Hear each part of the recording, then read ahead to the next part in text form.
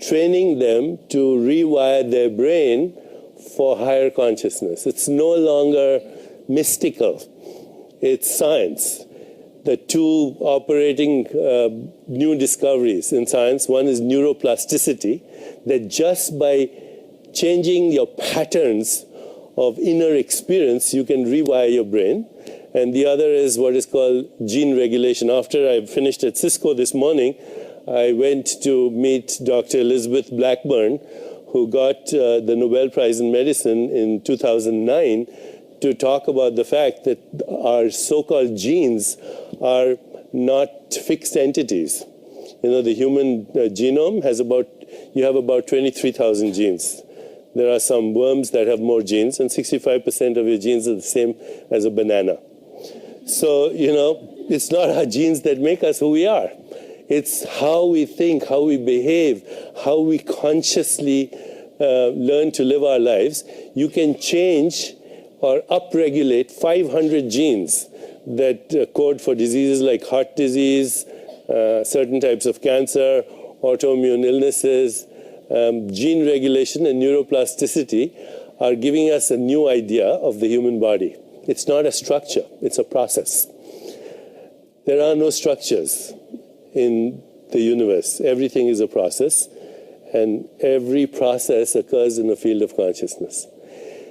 So based on that, I created this course for leaders, which is based on inner work.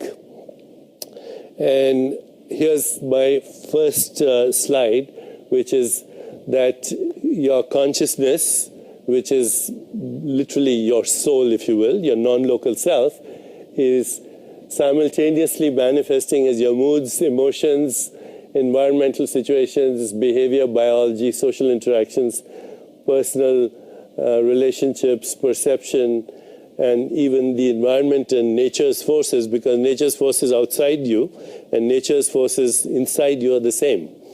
The same electrical storms that create lightning in the clouds, also the same electrical storms create thoughts in your brain.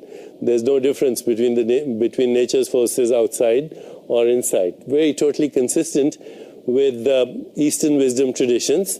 And with that as a basic understanding, I created this acronym, which is how do you rewire the nervous system to create literally the hardware in the brain for leadership. Learn and listen, look and listen inside. So we create something in our leaders called a soul profile. You know, Howard Gardner, who is one of the pioneers in leadership from Harvard Business School, you may be familiar with his name because he was the person who originally talked about multiple intelligence. So, you know, most people, when they talk about intelligence, it's IQ. Well, we have musical intelligence, we have mathematical intelligence, we have body intelligence, we have spatial intelligence, we have creative intelligence, none of which is addressed in our educational systems whatsoever. Now, when I came here and Ming showed me around, I could see a lot of very interesting, playful creativity in this environment, whether it's the garden outside or, you know, your Google Maps or just the way things are placed here and decorated here. There's a lot of creative, playful energy here. And that is an extension of the consciousness here. You know, it's the collective creativity that is manifesting at that. So when you look inside your inner world and you ask yourself questions like, who am I? What do I want? What's my purpose? What kind of contribution do I want to make to my family, to the world, to the community? What are my unique skills and talents? How do I put them to use? What's really fun for me? What are peak experiences? What do I look for in a good friendship? What do I bring to a relationship? Who are my archetypes, my heroes, my heroines in history, in mythology, in religion? That kind of reflection starts a process in you that creates a vision automatically. And when we do it collectively, that vision can be very empowering. So based on a soul profile, then we create teams that are emotionally bonded, that limbically resonate with each other. And that limbic system resonating with limbic system. This is well-known phenomenon now, that when you look at teams that win, particularly sports teams, when you see the Super Bowl or whatever, the teams are pretty close to each other as far as talent is concerned. What makes a team win is the emotional connection in the team. Do they have emotional intelligence? Are they free of toxic emotions like resentments, grievances? As Nelson Mandela once said, holding a resentment is like drinking poison and hoping it'll kill your enemy. So how do you become emotionally free? How do you get in touch with your own feelings? How do you get in touch with the feelings of others? How do you resolve conflicts through creativity? Einstein once said, no problem can be solved at the level of consciousness at which the problem was created. You have to move to the next level of consciousness. So that brings us to expanding awareness and understanding both hierarchies of needs and hierarchies of responses. The midbrain acts just through fight-flight. The limbic brain can act through emotional dysfunction, reactivity, the controlling and manipulating a situation either by being nice or being nasty or being indifferent or playing the victim. And we learn these habits very early in childhood. So when you're about 3 years of age and you're out shopping with your mother and you want a lollipop and she says, no, I'm not going to do that because you got one yesterday, what do? First thing you say is, you play nice. Mommy, I love you. I'll give you a kiss. Will you please buy me the lollipop? And if she doesn't, then the second thing, what do? You play nasty. You throw a tantrum. You lie down hoping to embarrass her.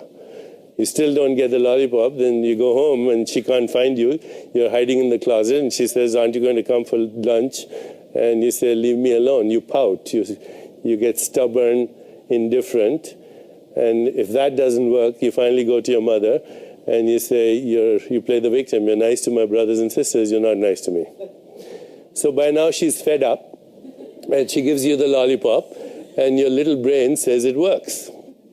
And by the time we are 8 years of age, and this is, I'm not exaggerating, these are psychological studies, the average leader is an emotionally retarded male at the age of 8 years. Because the average leader reacts either from the midbrain or the dysfunctional limbic brain. If you can go beyond those two, you have what is called centered awareness, where you're present, where you're mindful. We have somebody here from Mindfulness Without Borders, where we're teaching, this non-profit organization is going across the world, teaching people, young children, mindfulness, to be aware of the moment, to be aware of what's happening in their body, to be aware of their breath, to be aware of their environment, but also to be aware of their inner world, their feelings, their inner images, their thoughts, their ideas, and all so easy to teach. So when you have access to this and you go beyond fight, flight, and reactive responses, you stop being controlling and manipulative through being either nice or nasty or indifferent or stubborn or playing the victim, then you have access to higher states of consciousness. Intuition, which is a form of intelligence that is contextual, relational, holistic, nurturing, doesn't have a win-lose orientation, goes beyond cause-effect because it eavesdrops on context. And when you have context, then you have creativity. True creativity can never be programmed into a computer because there's no algorithm for creativity. Okay? True creativity comes from the discontinuity. It comes from your soul. And beyond creativity is eavesdropping on the higher mind, the bigger mind that is, in a way, correlating everything in the ecosystem. We are part of an ecosystem. The world is our extended body. And so when you see the contexts, the meanings, the relationships, the archetypal themes that run the bigger context, you have creativity, higher vision, a sense of mystery, sacredness, and then, only then, you can dare to dream and take action. So we start as human beings, then you become human feelings, then human thinkings, and finally human doings. But our world is totally the opposite. Everybody is doing, doing, doing. There's very little thinking. It's mostly about me. There's hardly any feeling, and it's mostly dysfunctional, and there's no being. So wisdom traditions say the highest state of human intelligence is being. Just being. The second highest state of human intelligence is the feeling that we call love and compassion. The third highest state of human intelligence is the thinking that is creative, that can create new meanings, new contexts, new relationships, and new themes. And the least intelligent state of being is doing. But finally, when you do it on the basis of being, feeling, thinking, what in Eastern traditions we call karma yoga. The right thing at the right time, process orientation and not outcome orientation. Empowerment, leaders know how to empower themselves and empower others. And we find that people who feel empowered, they have three major characteristics. One, they have great self-esteem. They don't confuse self-image with self-esteem. Self-image is what other people think of you. Self-esteem comes from a deeper level by asking the questions that I asked earlier. Great leaders have great self-esteem. They have values, they live up to their values, and they use their strengths. Now, as part of Gallup, as a senior scientist there, we actually all know what our strengths are. So, for example, if you ask me, what are your strengths? I would say I'm a futuristic person. I look into the future. I'm adaptable. I feel connected and I like to connect other people. I maximize the use of my energy and don't waste it. And I'm strategic. These are my 5 strengths. But, when we work with teams, we identify everybody's strengths and then we create teams that complement each other's strengths. So when you have teams that complement each other's strengths, where everybody expresses their unique strength, you have powerful leadership. At Gallup, we also found out that if the people you work with, so if your manager, for example, your immediate superior, if he or she ignores you, your rate of disengagement goes up by 45%. 20% of the US workforce is not only disengaged, they're actively disengaged, which means they come to work unhappy and with the express purpose of making other people unhappy. Okay? That's 20%. There's another 45% that are disengaged. They come to work because they have to make a living. They punch in and they punch out. But they're not interested in what they're doing. Between the disengaged and the actively disengaged, the cost to the US economy is about $380 billion a year. If your supervisor or manager doesn't ignore you but criticizes you, your disengagement actually falls to 20%, which means your performance improves because you would rather be criticized than ignored. You don't exist when you're ignored. Now you're being criticized, you at least exist. On the other hand, if you're using your strengths and somebody acknowledges your strengths and notices your strengths and compliments your strength, your disengagement falls to less than 1%. So this has huge economic implications. Our career well-being. In the United States, more people die on Monday morning at 9 o'clock than any other time of heart attacks. This is an extraordinary accomplishment for which only the human species can take credit. There's no other animal that knows the difference between Monday and Tuesday. Okay? And so, career well-being is dependent on very simple things. Are you using your strengths? Do you have friends that you work with? Are you playful? Do you have a good time? Do you have self-esteem? And then, this career well-being is linked to social well-being. We found at Gallup, this not making up this data, if you have a happy friend, your happiness goes up by 15%. If your happy friend has a happy friend whom you don't know, it goes up by another 10%. If your happy friend's happy friend has a happy friend whom you don't know, it goes up another 10%. So, why is this? It's because consciousness is a field. It's a field, just like electricity is a field. Werner Heisenberg, one of the original developers of quantum physics, he said consciousness is a singular that has no plural. Just like the same electricity is coming through my BlackBerry and through your computer and through this light, a single consciousness is expressing itself through all the diversity of living organisms. And that's why when we want to connect, we feel love and compassion are the highest truths. We feel happy.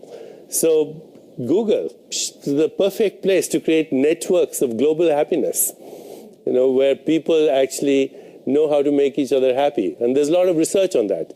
Again, from Gallup, you are happy when you find a creative solution, when you find meaning and purpose, when you make somebody else happy, when instead of a problem, you see an opportunity. So, we know all the science, the statistics behind it, and how happiness actually brings on neurochemistry of immunomodulation, your immune system, your endocrine system, your thoughts, your feelings, and your biology as an integrated network of energy and information, and your mind as that process. Your mind is a process that regulates the flow of energy and information, not only in your body, but in your relationships. So mind is an embodied and relational process that regulates the flow of energy and information. And now the mind is entangled, because of the internet, because of technology, because of Google, we have an entangled mind. What's happening in Egypt is affecting us, and what's happening here is affecting people in Afghanistan. It's entangled both in space and in time, because through culture and through history and through religion and mythology, our mind is entangled with the past. It's entangled with the future. It's entangled with each other. When we begin to understand entanglement and the power of entanglement, we have the means to use technology for creative problem solving. Right now, if I were to say there are 4 problems in the world that really need to be addressed immediately, one is conflict, war, terrorism. The second is ecology, devastated ecology. The third is radical poverty, where you live in a world where 50% of people live on less than $2 a day, 20% on less than $1 a day. You can never have social justice and peace unless we address this. And the interesting thing is, we have the collective creativity, the collective intelligence to actually solve these problems. To me, technology now is the solution, combined with a higher consciousness that feels connected and responsible. Because action without love is meaningless, and love without action is totally irrelevant. But when you combine the two and you use technology and the understanding of entanglement, there's no problem that we cannot solve. And technology is also unstoppable. If you are following the growth of technology, you'll know that the capacity of technology is doubling every year. The internet became commercially available in 1995. We are in 2010, 15 years, and see where we are. I can go on a computer with my little gadgets and see how my friends across the world, how they're sleeping, how well they're sleeping, how well they're rested, what their cardiovascular system is, what their brain waves are doing, and we help each other to grow, to evolve, to heal, to self-regulate. And all the data shows that when we come together to do these things, we are enormously successful because we are empowering each other. We take responsibility then for calculated risks, taking initiative and solving problems and doing it playfully and creatively. And finally, we understand synchronicity. One of the persons to talk about synchronicity, when you examine the lives of great leaders, he said, tell me, how did you become so successful? And this work has been done by Porras and Collins and by others. Almost everybody says, I was lucky. Or they say, I happened to be in the right place at the right time. Or they say, if they're religious, they say God was on my side. Or it seemed a state of grace, or it was many coincidences.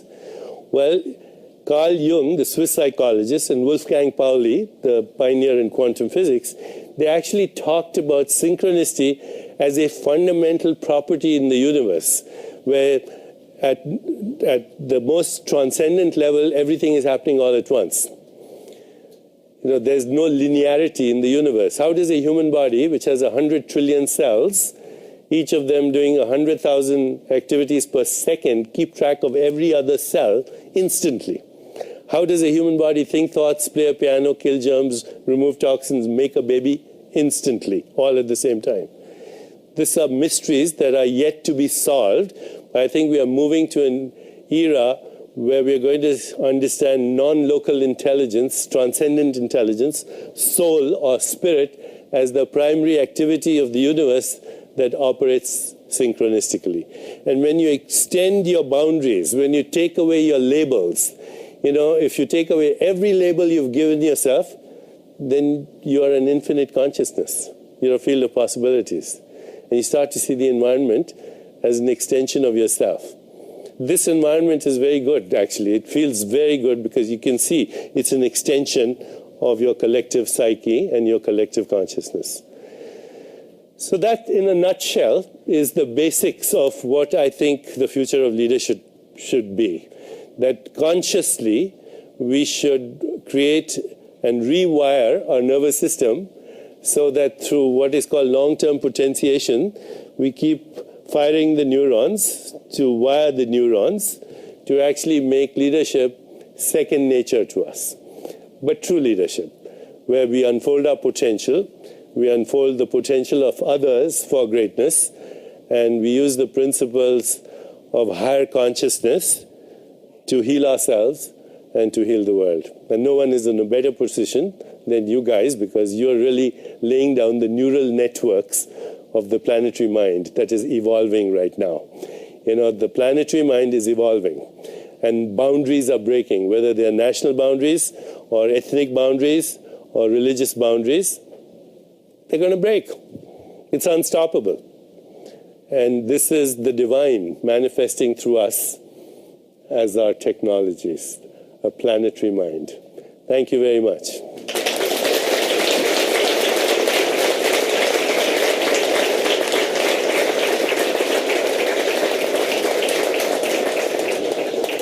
Sure, we have about 10 minutes. So. There's a microphone at the back. If you can step up to the microphone, that'd be fantastic.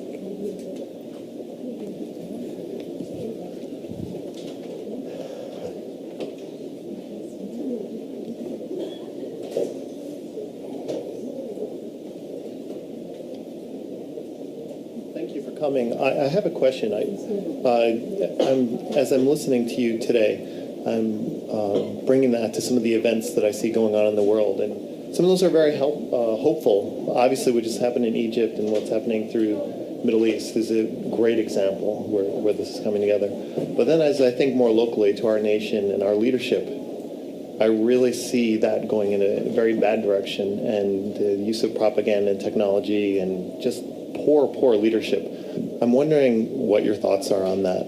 If you remember what I said in the beginning, the leader represents the collective consciousness, then we can't blame the leader. We are the creators of the leaders. So, in Mahatma Gandhi's words, can you be the change you want to see in the world? And, I am a very careful observer of what's happening in political leadership in Washington. For every congressman, there are 28 lobbyists. Just for health care, there are 14 lobbyists for every congressman. Special interest groups, military-industrial complex, pharmaceutical companies, manufacturers of equipment. But I can tell you what's going to happen is, because of the new technologies, in a way the democratization of media is happening. The media right now is totally controlled by special interest groups.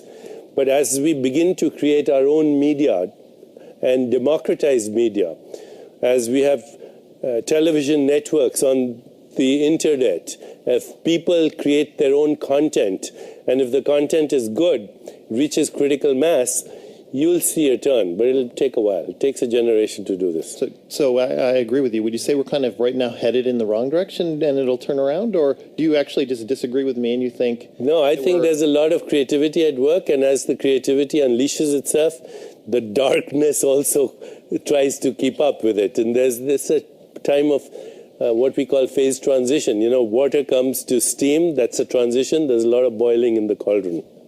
Well, thank you for your work here. Positive force. Thank you, sir. Thank you very much for coming.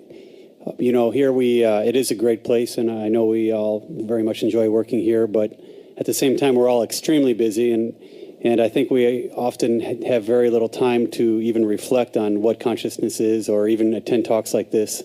And I think most of us start early in the morning, run around to meetings all day, write code, and late at night we're still thinking about our job and creating all this, goodness that we're doing here. But what's your advice for us to kind of sometimes break out of that mold, smell the roses, as you said?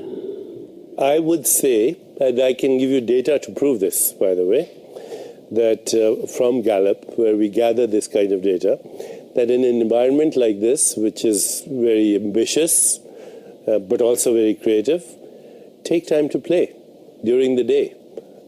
Find time to get together, to be playful, to speak to each other, to exercise, to reflect, to meditate. Doesn't it take that much? Take a 20-minute break. Make it part of your policy.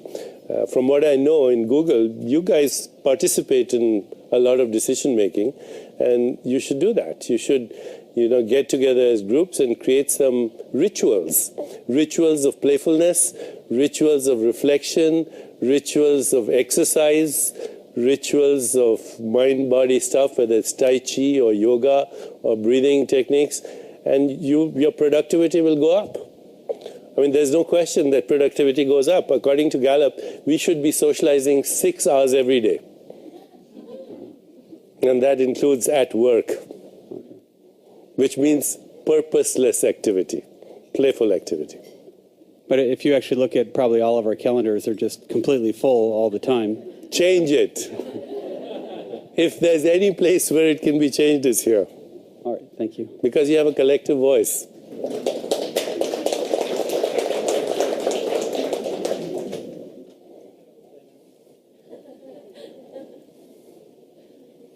You talked about letting go of labels and just being. Can you give us some examples of how to do that? I'm a daughter, I'm a sister, I'm a friend, I'm an employee. So you're a sister, you're a friend, you're a daughter, you work here. These are the many masks. These are the many roles that your spirit plays. So when you observe your different roles that you play, you recognize there's a part of you that is not the roles. It's taken on that role. In a day, I play many roles. I play the role of a doctor, of a teacher, of a writer, of a son or a father. But I have learned to reflect and watch myself. The great Indian teacher Krishnamurti used to say the highest form of human intelligence is the ability to observe yourself without judging yourself. So the more you observe yourself without labeling yourself, the more you'll realize that actually you're a field of possibility at your fundamental core being. And these roles are great, and you should play them well. But if you get sucked into the melodrama of the role, then you lose your spirit. Thank you.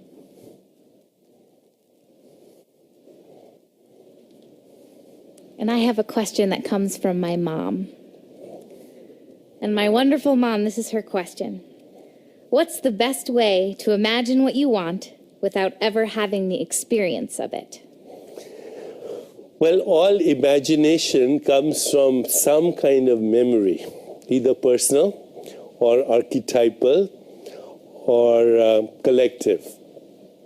The best raw material for imagination is mythology, because mythology represents, the word myth in English is related to the word mata or mother or matrika or matter or meter or time or measurement or music. These are all words that come from myth. So what's myth? It's the collective imagination of our ancestors that has lived through time. And when I was a little child, my mother would read to me stories from the Mahabharata and the Ramayana, because that was the imagination of the impossible. The monkey god flying in the air with the Himalayas in his hands. It stretches your imagination. But read the Bible and you'll see it's archetypal. The myth the stories of Moses or David or Goliath or Joshua, or read the Greek mythology, the Egyptian mythology. That's where the raw materials of our imagination exist. But now they're extending into outer space as well. Princess Leia, Luke Skywalker, Darth Vader. So, there is no other place to enrich your mythology than the stories of the collective mind. Thank you. Right, shall we end it here? So thank you, Dr. Chopra, Thank you, for Gopi. coming to Google and elevating our collective consciousness in a short time. And you heard his advice, please go out and socialize or play. Thank you. Thank you.